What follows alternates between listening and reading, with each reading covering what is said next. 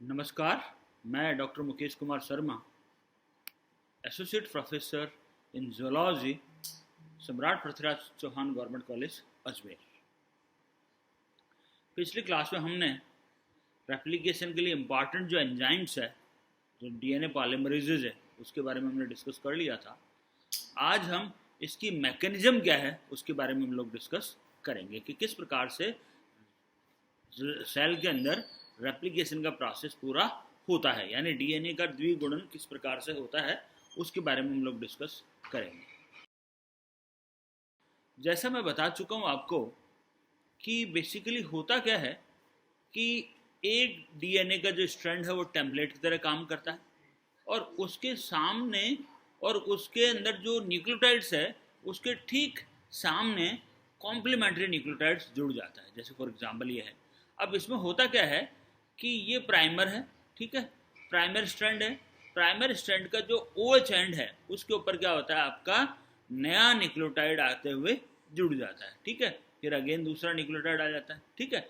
और क्या हो रहा है, इसका मतलब क्या हो रहा है कि जो प्राइमर का जो 3' OH एंड है उसके ऊपर नए न्यूक्लियोटाइड जुड़ते हुए जाते हैं। अर्थात क्या है कि 3' OH एंड जो है उसी को ही आपका जो डीएनए पॉलीमरेज थर्ड है वो उसको एक्सटेंड करता है। और होता क्या है कि आगे कैसे रिएक्शन बढ़ती जाती है कि क्या हो रहा है कि जो आने वाला जो न्यूक्लियोटाइड्स है वो क्या है, बेसिकली जीटीपी या जो मान लो गुआनोसिन ट्राइफॉस्फेट है, या मान लो फॉर एग्जांपल अपन कहें कि डीएनटीपी जो है उनका पीपीआई तो निकल जाता है, उसमें पायरोफॉस्फेट, इनऑर्गेनिक पायरोफॉस्फेट तो निकल जाता है। और उसके हाइड्रोलिसिस से ही क्या होता है, ये रिएक्शन आगे से आगे बढ़ती हुई जाती है। अर्थात क्या है कि जो प्राइमर का जो 5' एंड और 5' एंड से 3' एंड पे प्राइमर लगा हुआ है और प्राइमर का जो 3' OH एंड है उसके ऊपर नया न्यूक्लियोटाइड आता हुआ जाता है, यानी डीएनटीपीज आते हैं, उनमें पीपीआई निकल जाता है। और इस प्रकार से फिर अगेन है ना जो OH एंड पे फिर अगेन दूसरा डीएनटीपीज आकर के जुड़ जाता है और इस प्रकार से नया जो डीएनए का स्ट्रैंड है उसका निर्माण होता हुआ जाता है। जैसे हमने बताया था आपको पहले कि दो प्रकार के स्ट्रैंड्स होते हैं, एक लीडिंग स्ट्रैंड होता है और एक लैगिंग स्ट्रैंड्स होता है। लीडिंग स्ट्रैंड कौन सा, जिसपे कि है ना जो डीएनए का सिंथेसिस कंटिन्यूस होता है, और लैगिंग स्ट्रैंड कौन सा, जिसपे कि डीएनए का सिंथेसिस डिसकंटिन्यूस होता है। यदि हम लोग याद करें तो बेसिकली क्या था कि जो डीएनए पॉलीमरेज है उसको क्या है होता है, एक प्राइमर की रिक्वायरमेंट होती है। और प्राइमर क्या होता है, ज़्यादातर जो लिविंग सेल्स होती है ना उनमें क्या होता है, आरएनए प्राइमर होता है, ठीक है। आरएनए क्या होता है, प्राइमर के रूप में यूज आता है। और क्या होता है, बेसिकली लीडिंग स्ट्रैंड है उसमें क्या होता है, प्राइमर का निर्माण कौन करता है, आपका आरएनए पॉलीमरेज ही कर देता है। लेकिन लैगिंग स्ट्रैंड पे जो डिसकंटिन्यूस जिसका सिंथेसिस हो रहा है उस पर एक प्राइमेज एंजाइम होता है, वह प्राइमर का निर्माण करता है। क्यों, क्योंकि है ना जो प्राइमर, एक प्राइमर से काम नहीं चलता। लीडिंग स्ट्रैंड पे तो क्या होता है, एक ही प्राइमर होता है और उसी को आगे है ना जो आपका डीएनए पॉलीमरेज क्या करता है, एक्सटेंड कर देता है। लेकिन लैगिंग स्ट्रैंड पे बहुत सारे प्राइमर की आवश्यकता होती है, क्योंकि इसमें डिसकंटिन्यूस सिंथेसिस यानी छोटे छोटे टुकड़ों के रूप में है, तो हर टुकड़े के साथ में हमको एक प्राइमर की आवश्यकता होती है। और जैसा मैंने बताया आपको कि प्राइमर का सिंथेसिस कैसे होता है, प्राइमेज एंजाइम से होता है। और ये कहाँ होता है, बेसिकली रेप्लिकेशन फॉर्क के पास में, यानी जितना डीएनए खुला, जितना रेप्लिकेशन फॉर्क खुली उसी पे ही आपका प्राइमर लगेगा और फिर है ना जो आगे सिंथेसिस हो जाएगा नए डीएनए का, और फिर अगेन है ना जो खुला स्ट्रैंड फिर वहाँ पे प्राइमर लगा और फिर आगे सिंथेसिस हो जाएगा। तो इसके लिए क्या है बेसिकली कि अपने को हेलिक्स के अनवाउंडिंग की आवश्यकता होती है। और अनवाउंडिंग के लिए कौन सा एंजाइम होता है, आपका हेलिकेज। इसका मतलब क्या है कि हेलिकेज क्या करता है, प्राइमेज के साथ में मिल करके और एक प्राइमोसोम कॉम्प्लेक्स का निर्माण करता है। तो क्या हुआ, आपका प्राइमेज एंजाइम हुआ जो कि आरएनए प्राइमर का निर्माण कर रहा है, और हेलिकेज एंजाइम जो कि डीएनए के स्ट्रैंड को अनवाउंड कर रहा है। उन दोनों की सहायता से हमारे को क्या होता है कि आपका जो प्राइमोसोम कॉम्प्लेक्स बनता है और उन दोनों की सहायता से हमारे जो लैगिंग स्ट्रैंड है उसके ऊपर नए डीएनए का निर्माण होता है। अब देखिए आप, ये एक रेप्लिसोम कॉम्प्लेक्स है जिसपे क्या है, रेप्लिकेशन हो रहा है। तो सबसे पहली स्टेज पे तो क्या है आपका, जो डीएनए पॉलीमरेज थर्ड है वो क्या करता है, लीडिंग स्ट्रैंड, जैसे ये डीएनए पॉलीमरेज थर्ड है, ये क्या कर रहा है, देखो एक क्लैम्प बना रहा है बेसिकली लैगिंग स्ट्रैंड पे, ये एक क्लैम्प का निर्माण कर रहा है। ठीक है, तो ये क्या कर रहा है, दोनों जो स्ट्रैंड आपके लीडिंग स्ट्रैंड तथा लैगिंग स्ट्रैंड दोनों पे क्या करता है, नए जो डीएनए चेन है उसका निर्माण ये करता है।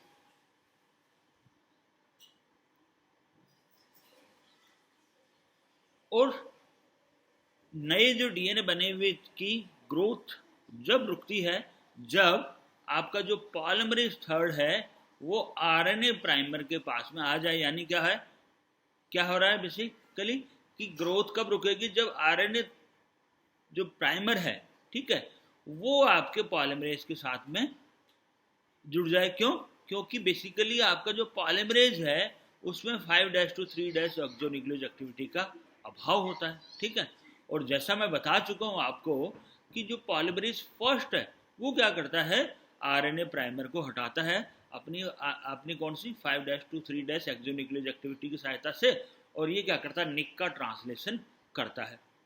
ठीक है, तो पॉलीमरेज फर्स्ट क्या कर रहा है आपका, यहाँ पे देखिए आप, ये यहाँ पे ये पॉलीमरेज फर्स्ट आया और ये क्या कर रहा है, ये जो आरएनए प्राइमर है इसको रिमूव कर रहा है और उसकी जगह नए जो डीएनए की चेन है निक ट्रांसलेशन के द्वारा उसको बना रहा है, नई डीएनए चेन को। और ये कब रुकेगा, जब बना जो निक जो है वो क्या करेगा, सील हो जाएगा किसके द्वारा, आपके लाइगेज के द्वारा। तो निक जो सील कौन कर रहा है, आपका डीएनए लाइगेज कर रहा है। ठीक है, तो बेसिकली हो क्या रहा है आपका कि जो डीएनए पॉलीमरेज थर्ड है वो क्या कर रहा है, उसमें 2 कैटालिटिक कोर होते हैं। इसमें अपन यदि देखें तो 2 कैटालिटिक कोर होते हैं, और 2 कैटालिटिक कोर से क्या हो रहा है कि ये जो पेरेंटल जो डीएनए स्ट्रैंड है, जो डबल स्ट्रैंड है डीएनए का, उसके ऊपर ये आगे मूव करता हुआ जाता है बेसिकली। और क्या हो रहा है कि जो ये आपका जो डीएनए पॉलीमरेज है इस स्ट्रैंड पे तो क्या कर रहा है, लूप फॉर्मेशन कर रहा है, और इस स्ट्रैंड पे सीधा सीधा खुलता हुआ जा रहा है, यानी इसके ऊपर उल्टा सिंथेसिस कर रहा है बेसिकली, है ना। और लेकिन जैसे जैसे रेप्लिकेशन फॉर्क खुलती हुई जाती है और ये क्या करता है, डीएनए का ना जो सिंथेसिस करता हुआ जाता है। और जितने भी एंजाइम्स इस रेप्लिकेशन फॉर्क पे काम करते हैं वो है ना जो रेप्लिसोम कॉम्प्लेक्स का निर्माण करते हैं। और जो डीएनए पॉलीमरेज का जो होलो एंजाइम है और उसके साथ में जो लगभग 20 एक्सेसरी एंजाइम्स और प्रोटीन्स के साथ में जुड़ जाती है, और ये क्या करते हैं, सारे मिलकर के रेप्लिसोम कॉम्प्लेक्स का निर्माण करते हैं, जिसमें बहुत सारे है ना जो प्रोटीन्स होते हैं। इसके बारे में हम डिस्कस नहीं करेंगे क्योंकि हम लोग पिछले जो कुछ लेक्चर्स में डिस्कस कर चुके हैं। अब जो गैप सील करने के लिए मैंने बताया आपको कि लाइगेज एंजाइम होता है। लाइगेज एंजाइम क्या करता है कि जैसे फॉर एग्जांपल ये आपका ना जो गैप सील करना है इसमें, ठीक है, तो कैसे करेगा ये क्या करता है, NAD तथा ATP को ये यूज करता है। ठीक है, तो यहाँ पे ये लाइगेज एंजाइम है, ये आपका NAD है, NAD इसके साथ में जुड़ जाता है, NMN निकल जाता है। ठीक है, यानी डाई जो इसमें न्यूक्लियोटाइड है उसमें मोनोन्यूक्लियोटाइड निकल जाता है, एक इसके साथ में जुड़ जाता है, ये फॉस्फेट है। अब ये आपका देखो डीएनए है जिसका यहाँ पे OH एंड है, यहाँ पे फॉस्फेट एंड है, इनका निक को सील करना है बेसिकली। ठीक है, तो क्या होता है आपका, ये जो एंजाइम है ये आप पर के आकर के यहाँ पे जुड़ जाता है। ठीक है, और एंजाइम और लिस और NH2 तो रिमूव हो जाते हैं, लिस लाइसिन है बेसिकली ये, और ये NH2 है, ये एंजाइम है, ये तो रिमूव हो जाते हैं, और ये आपका न्यूक्लियोटाइड इसके साथ में आकर के जुड़ जाता है। उसके बाद में AMP रिलीज हो जाता है, और ये देखिए आप, ये फॉस्फेट आकर के ये जो है ना इसके साथ में ये OP के साथ में बॉन्ड बना लेता है, ये देखिए आप। ठीक है, तो इस प्रकार से NAD और ATP को ये यूज करता है। इनमें ये 3 स्टेप रिएक्शंस होती है, जिसमें क्या हो रहा है, एडिनोसिन जो मोनोफॉस्फेट है वो एंजाइम के लाइसिन रेजिड्यू पे ट्रांसफ़र हो जाता है। ये देखिए आप, ये लाइसिन रेजिड्यू है और इसका जो अमीनो ग्रुप है इसके ऊपर आपका एडेनिन मोनोन्यूक्लियोटाइड इस पर ट्रांसफर्ड हो गया, ठीक है। फिर ये AMP जो है ये क्या हो रहा है, 5' फॉस्फेट के ऊपर ट्रांसफ़र हो रहा है, टेम्परेरी पायरोफॉस्फेट बना रहा है यहाँ पे। तो ये देखिए आप, ये पायरोफॉस्फेट बन गया, ठीक है, यानी AMP क्या हो गया, इसके ऊपर आ गया, ठीक है। और एंजाइम बना जो आपका लाइसिन रेजिड्यू एंजाइम आपका अलग हो गया।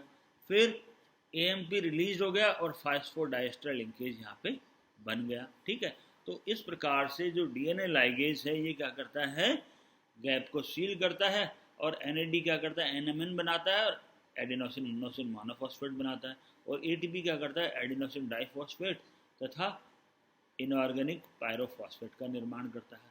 और इसके लिए हमारे को क्या हो रहा है, एनर्जी कैसे हो रही है कि बेसिकली जो कंडेंसेशन हो रहा है, ठीक है, न्यूक्लियोटाइड का प्राइमर और ग्रोविंग चेन के साथ में, इसमें कैसे एनर्जी मिल रही है कि हाइड्रोलाइसिस हो रहा है बेसिकली ATP का अथवा NADP का, ठीक है, ATP का और NAD का हाइड्रोलाइसिस हो रहा है, ठीक है, जिससे एनर्जी मिल रही है। और वो एनर्जी यूज कहाँ पे आ रही है, आपके जो फॉस्फोडाइस्टर बॉन्ड बनता है उसके अंदर ये काम में आती है ये एनर्जी।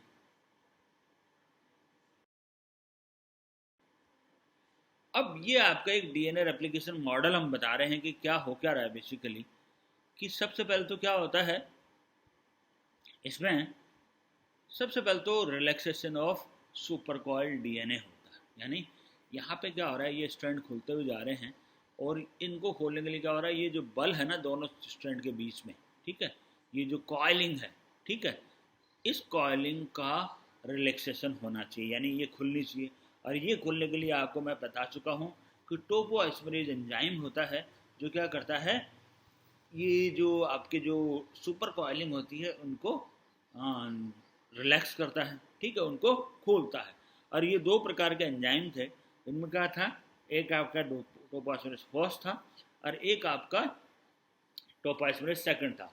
टोपोआइसोमेरेज फर्स्ट जो था वो सिंगल स्ट्रैंड को निक कर रहा था, और सिंगल स्ट्रैंड को निक करके और इसकी जो एक्सिस है उसमें रोटेशन इंड्यूस करता है, जबकि टोपोआइसोमेरेज जो सेकंड है जिसको हम लोग DNA गायरेज भी कहते हैं, ये दोनों स्ट्रैंड को निक करता है और जिससे है ना जो सुपर कॉइलिंग रिमूव होती है।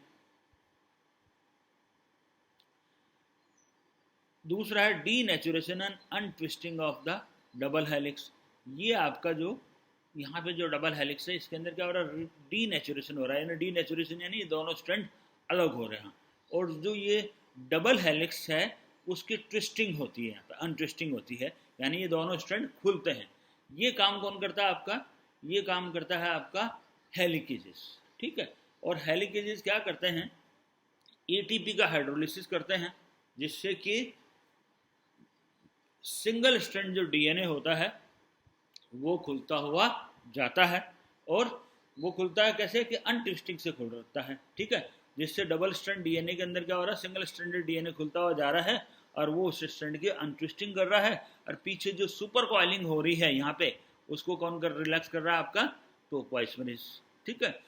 और ये है ना जो बेसिकली दो है ना जो हेलिकेजेस होते हैं जो दोनों एक एक स्ट्रैंड के ऊपर बाइंड हो जाते हैं, और लीडिंग स्ट्रैंड तथा लैगिंग स्ट्रैंड दोनों को ये खोलते हुए जाते हैं, जिससे क्या हो रहा है, रेप्लिकेशन फॉर्क इधर मूव करती हुई जाती है। यानी ये हेलिकेजेस क्या कर रहे हैं, अनट्विस्टिंग कर रहे हैं DNA के डबल हेलिक्स की और उसको डीनेचर भी कर रहे हैं। अब इसके बाद में जैसे ही ये सिंगल स्ट्रैंड खुले, सिंगल स्ट्रैंड को स्टेबलाइज करने का काम कौन करता है, आपका सिंगल स्ट्रैंडेड बाइंडिंग प्रोटीन्स, जिसका मैं बता चुका हूँ आपको कि basically single stranded binding protein क्या करती है, इस सिंगल स्ट्रैंडेड DNA पे बाइंड हो जाती है और उसको रीअनील होने से या फिर ना जो उसको डबल हेलिक्स बनाने से रोकती है। और इसकी जो बाइंडिंग होती है वो बेसिकली कोऑपरेटिव होती है। कोऑपरेटिव कैसे कि यदि पहली बाइंडिंग हो गई तो क्या होगा, और है ना जो जैसे ही आपकी है ना जो SSB बाइंड जरा सी बाइंड हुई उसके बाद में और जो एडिशनल जो SSB है उनको बाइंडिंग के लिए स्टिमुलेट करती है, और लगभग 200 प्रोटीन्स होती है जो कि प्रत्येक है ना जो रेप्लिकेशन फॉर्क के ऊपर आकर के जुड़ जाती है, यानी 200 से ज़्यादा प्रोटीन्स होती है जो प्रत्येक रेप्लिकेशन फॉर्क पे आकर के वो जुड़ जाती है। और इससे क्या, इसके बाद में क्या होता है, नया जो डीएनए स्ट्रैंड होता है उसका निर्माण चालू होता है। उसके लिए क्या होता है, बेसिकली आरएनए प्राइमर है ना जो आकर के टेम्पलेट का कार्य करता है। जैसे मैं बता चुका हूँ आपको कि लीडिंग स्ट्रैंड पे आरएनए सिंथेसिस का काम कौन करता है, आपका आरएनए पॉलीमरेज। और लैगिंग स्ट्रैंड पे एक प्राइमोसोम कॉम्प्लेक्स होता है। प्राइमोसोम कॉम्प्लेक्स में क्या होता है, प्राइमेज होता है तथा हेलिकेज एंजाइम होता है। दोनों बाइंड होकर के, दोनों आपस में जुड़ करके प्राइमोसोम कॉम्प्लेक्स का निर्माण करते हैं। और ये क्या करते हैं, लैगिंग स्ट्रैंड पे प्राइमर का निर्माण करते हुए जाते हैं। जैसे जैसे रेप्लिकेशन फॉर्क खुलती हुई जाती है उसी प्रकार से ये बहुत सारे प्राइमर का निर्माण करते हुए जाते हैं। और जैसे प्राइमर जुड़ गया उसके बाद में अलोंगेशन होता है। अलोंगेशन किसके द्वारा होता है, आपका डीएनए पॉलीमरेज के द्वारा। यानी 5' to 3' डायरेक्शन में 3' OH एंड के ऊपर नए न्यूक्लियोटाइड जुड़ते हुए जाते हैं और उससे क्या हो रहा है, उस चेन का अलोंगेशन होता हुआ जाता है। ठीक है। और जैसा मैंने बताया आपको कि लीडिंग स्ट्रैंड का सिंथेसिस तो उसी डायरेक्शन में होता है जिस डायरेक्शन में आपकी रेप्लिकेशन फॉर्क होती है, जबकि लैगिंग स्ट्रैंड का सिंथेसिस उससे अपोजिट डायरेक्शन में होता है। और फिर जो आपके जो ओकाजा के फ्रेगमेंट्स बने उनका जॉइनिंग होती है। जॉइनिंग आपके मैं बता ही चुका हूँ आपको कि जॉइनिंग होती है आपकी डीएनए पॉलीमरेज फर्स्ट द्वारा। डीएनए पॉलीमरेज फर्स्ट अपनी 5' to 3' एक्सोन्यूक्लियस एक्टिविटी के द्वारा आपका आरएनए प्राइमर को हटाता हुआ जाता है और उसकी जगह है ना जो निक ट्रांसलेशन करता है। और लास्ट में आपका लाइगेज एंजाइम क्या करता है, उनके जो निक होते हैं उनको है ना जो लाइगेट कर देता है, उनको जोड़ देता है। तो इस प्रकार से जो लैगिंग स्ट्रैंड है उसके ऊपर ओकाजा के फ्रेगमेंट्स के रूप में नए डीएनए का सिंथेसिस होता है, जबकि लीडिंग स्ट्रैंड के में आपका जो डीएनए है वो लगातार सिंथेसिस होता हुआ जाता है। अब बेसिकली टर्मिनेशन कैसे होता है, ये तो अलोंगेशन हो गया, आपका इनिशिएशन हो गया, अलोंगेशन हो गया। अब टर्मिनेशन कैसे होता है, टर्मिनेशन के लिए क्या होता है कि आपके जो ओरिस जो सी रीजन होता है, ओरिस रीजन यानी जो ओरिजिन साइट्स होती है उसके ठीक अपोजिट टर्मिनेशन सीक्वेंसेस पाई जाती है और जिसकी लंबाई लगभग 350 किलो बेस पेयर उसकी लंबाई होती है। ये जो टर्मिनेशन, जैसे ये आपका ओरिजिन है, इसके ठीक सामने ये टर्मिनेशन साइट्स है जिसकी लंबाई 350 किलो बेस पेयर्स है। और इनमें क्या होता है कि 6 है ना जो टर साइट्स होती है, टर ABCDEF है ना, ये 6 है ना जो identical non palindromic termination sites होती है। और ये इनका जो लंबाई होती है वो लगभग 23 बेस पेयर टर्मिनेशन साइट्स ये होती है। ये जो टर्मिनेशन साइट्स होती है इनके ऊपर आपकी जो टर्मिनेटर जो टच जो प्रोटीन्स होती हैं वो इसके ऊपर बाइंड हो जाती है। और बाइंड होकर के क्या टच प्रोटीन क्या करती है, बेसिकली ये जो रेप्लिकेशन फॉर्क है उसको यहाँ पे अरेस्ट कर देती है। ठीक है। तो ये जो 6 जो टर्मिनेशन साइट्स है, टर ABCDEF है ना, इनके ऊपर टच प्रोटीन्स बाइंड हो जाती है जो कि मोनोमेरिक होती है। और ये क्या करती हैं, रेप्लिकेशन फॉर्क को यहाँ पे आकर के रोक देती है। जो दोनों डायरेक्शन में जा रही है यहाँ पे आकर के ये रेप्लिकेशन फॉर्क अरेस्ट हो जाती है। ठीक है। अब ये जो टर साइट्स होती है उनका क्या सिग्निफिकेंस होता है यदि हम देखें तो बेसिकली टर साइट्स क्या होती है, दीज आर पोलर साइट्स होती हैं जो क्या करती है, रेप्लिकेशन फॉर्क को टर्मिनेशन पे, टर्मिनस रीजन पे है ना जो एंटर करवा देती है ना, लेकिन उसको आगे यहाँ पे से नहीं जाने देती है। ठीक है। और जो टच प्रोटीन होती है, टच प्रोटीन का नाम क्या होता है, basically terminator utilization substance proteins. ये क्या करती है, रेप्लिकेशन फॉर्क के मोशन को रोक देती है। और ये प्रोटीन्स क्या होती है, बेसिकली 309 अमीनो एसिड्स की बनी हुई होती है जो कि मोनोमेरिक फॉर्म में होती है। और ये क्या करती है, टच जो प्रोटीन्स होती है टर्मिनेटर साइट्स पे बाइंड हो जाती है। और ये क्या करती है, बेसिकली ऐसा माना जाता है कि ये हेलिकेज प्रोटीन से इंटरेक्ट करती है जिससे कि रेप्लिकेशन फॉर्क रुक जाता है। और इसकी जो म्यूटेंट्स होती है ना वो है ना जो रेप्लिकेशन को स्टॉप नहीं कर पाती और उसमें क्या होता है, रेप्लिकेशन कंटिन्यू होता है। और ये जो टर्मिनेशन जो सिस्टम होता है प्रोकैरियोट्स में वो हाईली कंजर्व्ड होता है, ठीक है, जिससे क्या होता है कि टर्मिनेशन यहाँ पे होना ही है।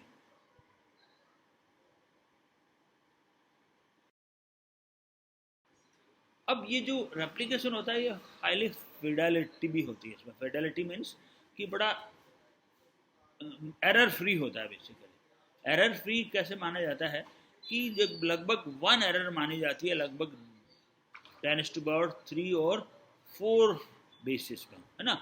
और यदि ये है, लेकिन है ना जो मिलती कितनी है आपको 1 एरर मिलती है 10⁸ से 10 बेस में, ठीक है।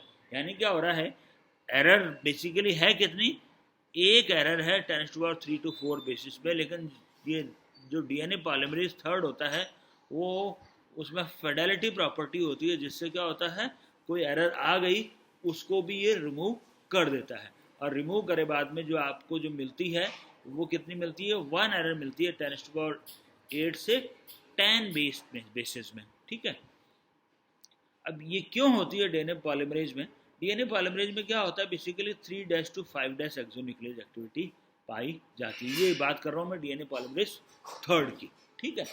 थर्ड में जो 3' to 5' एक्सोन्यूक्लियस एक्टिविटी होती है उसके साथ से क्या होता है कि जैसे मान लीजिए उसकी पॉलीमरेज एक्टिविटी चल रही है और उसको लगा मैंने कोई गलत बेस जोड़ दिया, गलत बेस जैसे ही जोड़ा उसकी क्या होता है पॉलीमरेज एक्टिविटी तो बंद हो जाती है और उस जगह क्या होता है 3' to 5' एक्सोन्यूक्लियस एक्टिविटी उसकी एक्टिवेट हो जाती है।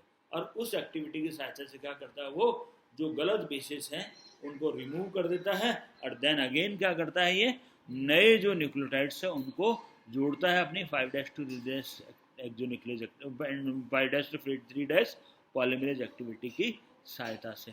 और ये क्या करता है टैग्ड प्राइमर को यूज करता है किसके लिए, सिंथेसिस को स्टार्ट करने के लिए।